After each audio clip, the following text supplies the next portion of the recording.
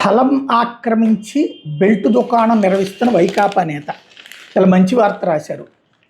తన ఇంటిని ఆనుకొని ఉన్న స్థలాన్ని ఆక్రమించిన వైకాపా నేత నాగార్జున అందులో రేకుల షెడ్ నిర్మించి బెల్ట్ దుకాణం నిర్వహిస్తున్నాడు. కృష్ణా జిల్లా బాపులపాడు మండలం పెరికీడికి చెందినటువంటి పడవల పావని అనే మహిళ వాపారు. దీంతో తన కుటుంబంతో పాటు ఇరుగు పొరుగు వాళ్ళు ఇబ్బంది పడుతున్నారని, ఇదేంటని ప్రశ్నిస్తే 5 లక్షలు ఇస్తేనే ఖాళీ చేస్తానని బెదిరిస్తున్నాడని చెప్పారు. ఈ మేరకు మంగళగిరిలోని టీడీపీ కేంద్ర కార్యాలయంలో శనివారం ఫిర్యాదు చేశారు. వివిధ సమస్యలతో తరలి వచ్చిన బాధితుల నుంచి AP EWIDC chairman Rajasekhar, tailors association chairman ఆకాశపు స్వామి ఫిర్యాదులు వింతలు స్వీకరించారు.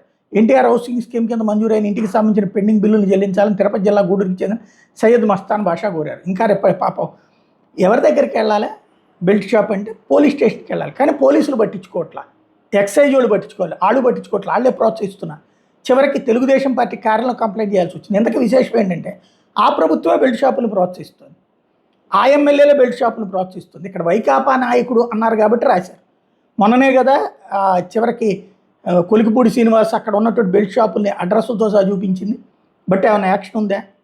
కాకపోతే ఇక్కడ వైసీపీ అతను పెట్టాడు కాబట్టి రాష్ట్రం మొత్తం మీదన ఒక్కొక్క మద్యం దుకాణానికి కనీసం 3 నుంచి 4 బెల్ట్ షాపులు ఉన్నాయి.